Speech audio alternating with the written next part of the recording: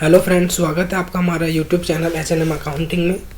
Friend, जैसा कि आपने मेरी लास्ट वीडियो में देखा था, हमने पॉइंट्स जो है important basic accounting concept, policies and principles के बारे में डिस्कस किया था। तो चलिए फ्रेंड्स, वीडियो में आगे चलते हैं और कुछ और पॉइंट्स के बारे में हम समझते हैं।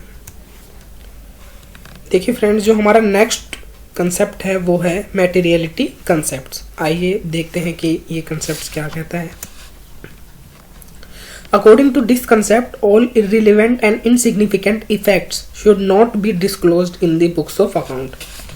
इस कंसेप्ट के हिसाब से कोई भी irrelevant यानी कि जो कोई ज़रूरी नहीं है या जिसका कोई इफेक्ट नहीं है वो बुक्स ऑफ अकाउंट में डिस्क्लोज नहीं की जानी चाहिए।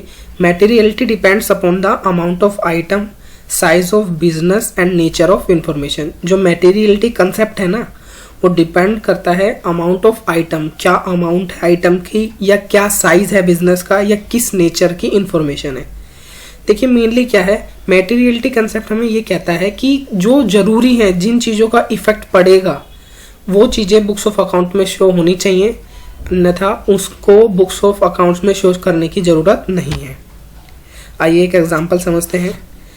अ customer who has defaulted in payment of ₹1000 to a company that has net asset of ₹200 crore is regarded as immaterial for the company।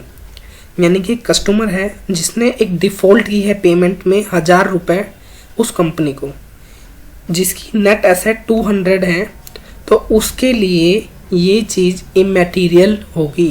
यानी कि ₹1000 उसे कंपनी को देने थे, तो उसने ₹1000 की डिफ़ॉल्ट कर दी पेमेंट में, और उस कंपनी की जो एसेट है वो 200 करोड़ है, तो वो इसके लिए इमैटीरियल है, यानी कि उसको बुक्स ऑफ अकाउंट में शो करने की ज़रूरत नहीं है। लेकिन however if the default amount is ₹20 crore, लेकिन जो डिफ़ॉल्ट की अमाउंट है वो ₹1000 ना होकर 20 करोड़ होती, then it will have impact on the company. इसका इम्पैक्ट कंपनी के ऊपर ज़रूर पड़ता और इस चीज़ को कंपनी को बुक्स ऑफ अकाउंट में शो करना जरूरी होता।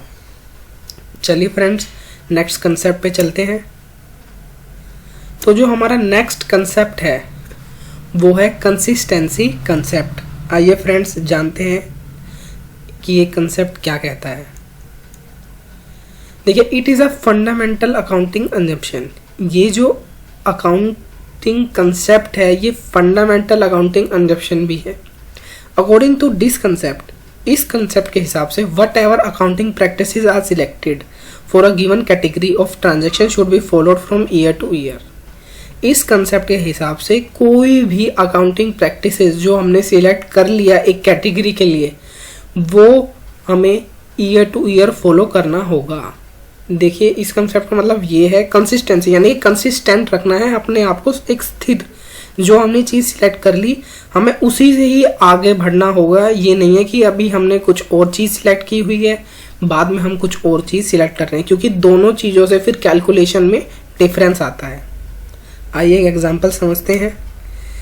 इन a company WDV is used in calculating depreciation. एक कंपनी में रिटर्न डाउन वैल्यू जो है वो यूज़ किया जाता है डेप्रिसिएशन को कैलकुलेट करने में।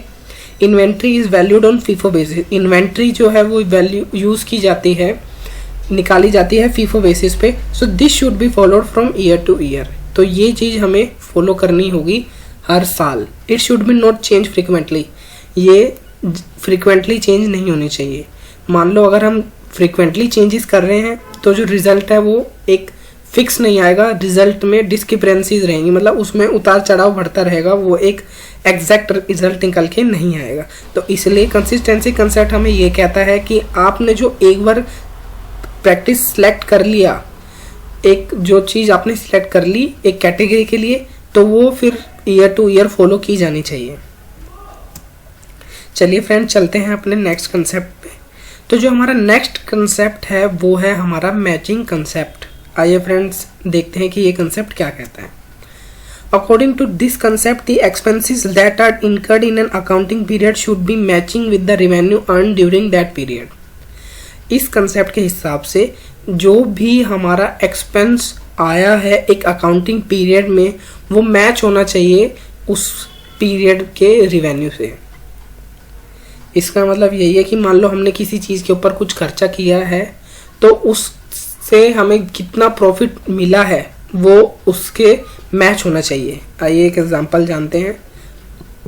If a company makes a sale in September but receive payment in October of the following year, यानी कि एक कंपनी है उसने कुछ माल सेल किया है सितंबर के मंथ में, लेकिन पेमेंट जो है वो उसे अक्टूबर में मिल रही है उस सितंबर वाले के लिए, तो जो सेल रिवेन्यू इज रिकॉग्नाइज्ड इन सितंबर, जो सेल के ऊपर जो रिवेन्यू हुआ है ना वो हम सितंबर वाला ही मानेंगे, ना कि अक्टूबर में, क्योंकि हमने देखिए माल जो है वो सितंबर में सेल किया है तो उससे मिलने वाला रिवेन्यू भी हम सितंबर का मानेंगे, ना कि अक्टूबर का मानेंगे।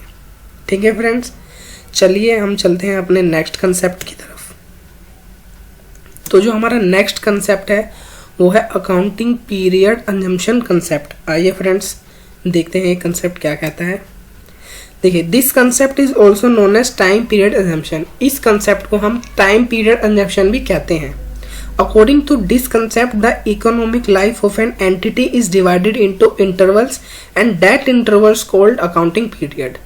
इस कंसेप्ट के हिसाब से जो इकोनॉमिक लाइफ है एंटिटी की उनको डिवाइड किया गया है इंटरवल्स में, यानी कि उनको बांटा गया है छोटे छोटे हिस्सों में, and that intervals called accounting period. उस इंटरवल्स को हम अकाउंटिंग पीरियड कहते हैं। यानी कि आप ये समझ लीजिए कि एक जो बिजनेस है वो सालों साल चलता रहेगा।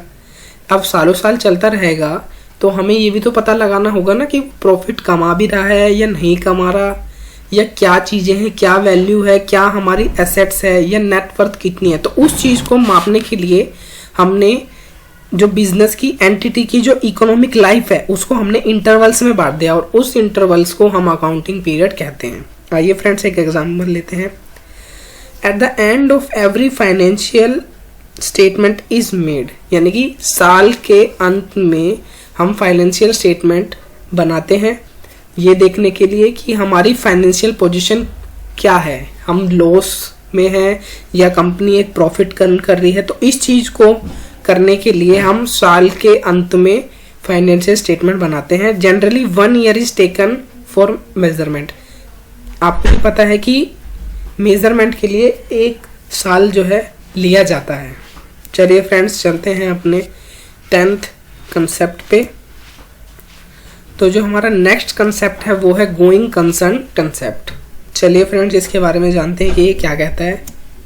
According to this concept a business entity will continue running its operation from year to year, यानी कि एक जो बिजनेस एंटिटी है वो चलती रहेगी सालाना, यानी हर साल वो चलती रहेगी, and has no intention for winding up, और उसका कोई भी इंटेंशन नहीं है कि वो उसे वाइंड अप करे या उसको किसी भी रीज़न से डिसकंटिन्यू करे।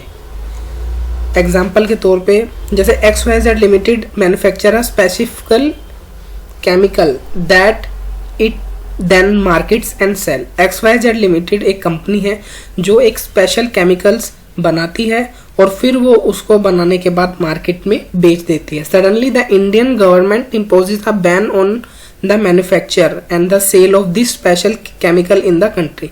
लेकिन अचानक ही जो इंडियन गवर्नमेंट है वो इम्पोज कर देती है, बैन लगा देती है उसकी मैन्युफैक्चरिंग पे और उसकी सेल पे कंट्री के अंदर।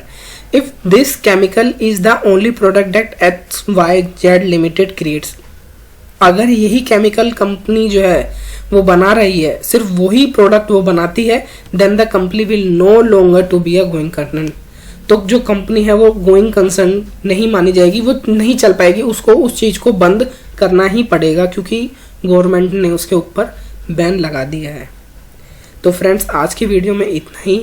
अगर आपको हमारी वीडियो अच्छी लगी हो तो प्लीज़ हमारे चैनल को सब्सक्राइब करें, हमारे वीडियो को लाइक करना ना भूलें, और थैंक्स फॉर वॉचिंग। मिलते हैं आपसे जल्दी ही।